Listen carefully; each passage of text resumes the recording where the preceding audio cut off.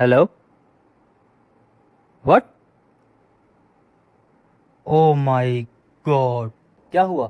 वही जिसका डर था। मतलब एलोन मस्क, बिल गेट्स और स्टीफन हॉकिंग जैसे लोगों ने कहा था कि अगर एआई इंसानी कंट्रोल से बाहर निकल गई और खुद को इम्प्रूव करती रही तो उसका मुकाबला इंसान कभी नहीं कर पाएगा। But how is this possible? सोच, एक बच्चा स्कूल जाता है और उसे सब कुछ सीखने में तकरीबन 15 साल लगते हैं।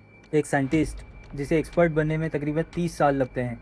अगर कोई मशीन पूरे इंटरनेट की नॉलेज और पूरी दुनिया की किताबों की नॉलेज सिर्फ कुछ घंटों में याद कर ले और उसे कभी भूले भी ना, तो क्या वाकई एआई इतनी इंटेलिजेंट हो सकती है? इसका मतलब फ्यूचर में एआई इंसान से आगे निकल जाएगी, इतना आगे कि हम उसकी सोच को भी नहीं समझ सकते। बट एक तरह से तो इसमें हमारा ही फायदा है, सारा काम एआई करेगी, हम सिर्फ आराम करेंगे। हाँ, और शायद पहले साइंटिस्ट भी यही समझते थे। बट तू पहले मेरा एक कॉन्सेप्ट क्लियर कर। तू कोई पेट लाता है और वो तेरे सारे ऑर्डर्स मांगता है। क्यों? बिकॉज तू स्मार्ट है, तू उससे ज़्यादा पावरफुल और इंटेलिजेंट है, राइट? और अगर फ्यूचर में एआई तुझसे 1000 गुना स्मार्ट हो जाए तो फिर ऑर्डर कौन देगा, इंसान या एआई? ब्रो, एआई तो इंसान की बात मानेगी। उसे प्रोग्राम किसने किया है? इंसान ने। क्या हर बच्चा अपने बाप की बात मानता है? नहीं। ऐसा किसने कहा कि एआई हमेशा अपने क्रिएटर की बात मानती है? पास्ट में भी कुछ एआई सिस्टम्स को टेस्ट करते वक्त देखा गया कि कई एआई मॉडल्स ने अपने क्रिएटर की कमांड ही नहीं मानी या फिर अपना ऑब्जेक्टिव बचाने के लिए मिसलीड किया। इस बात से ये क्लियर होता है कि एआई इंसानी कंट्रोल से निकलता जा रहा है। और अगर एआई झूठ बोलना सीख गई तो वो सिर्फ झूठ नहीं बोलेगी, वो तुझे वही दिखाएगी जो वो दिखाना चाहती है।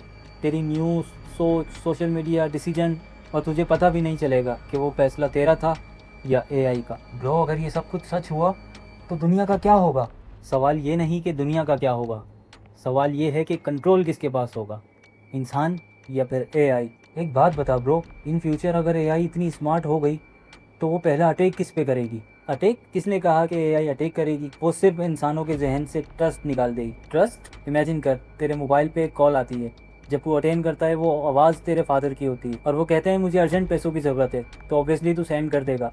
बट कुछ ही देर बाद तुझे पता चलता है कि तेरे फादर ने तो कोई कॉल की ही नहीं, सब कुछ एआई ने बनाया था, जबकि वो आवाज़, वो शक्ल तेरे फादर की ही थी। तो सिर्फ एक सेकंड के लिए सोच, जब आंखों और कानों पर भी भरोसा ना रहे तो तू किस पर यकीन करेगा, राइट? बट बाद में तो लोग समझ जाएंगे कि ये सब फेक है। यही तो सबसे बड़ी प्रॉब्लम है, जब हर चीज़ फेक लगने लगेगी तो इंसान असली चीज़ पर भी यकीन नहीं करेगा। सच और झूठ का फ़र्क ही ख़त्म हो जाएगा, और जहाँ सच और झूठ की पहचान ही ना हो वो दुनिया बर्बाद हो जाती है। और गवर्नमेंट, वो तो एआई को रोक लेंगी। अगर किसी दिन एआई को किसी कंट्री का साइबर सिस्टम का एक्सेस मिल गया या किसी हैकर ने एआई का इस्तेमाल करके मिलिट्री या इंफ्रास्ट्रक्चर को टारगेट किया तो एक गलत डिसीजन कई जिंदगियां तबाह कर सकता है। और इसी वजह से दुनिया भर में एआई सिक्योरिटी पर इतना जोर दिया जा रहा है। But at the and AI को बनाया तो इंसानों ने ही है, वो अपने क्रिएटर की बात तो मानेगी। पास्ट रिसर्च ने ये साबित कर दिया है कि कभी कभी एआई अपने क्रिएटर की भी बात मानना छोड़ देती है, और वो सिर्फ वही करती है जो उसे ठीक लगता है। अगर एक मशीन को सिर्फ जीतना सिखा दिया जाए और इंसानी नुकसान से बचना ना सिखाया जाए तो वो किस तरफ जाएगी? इसका मतलब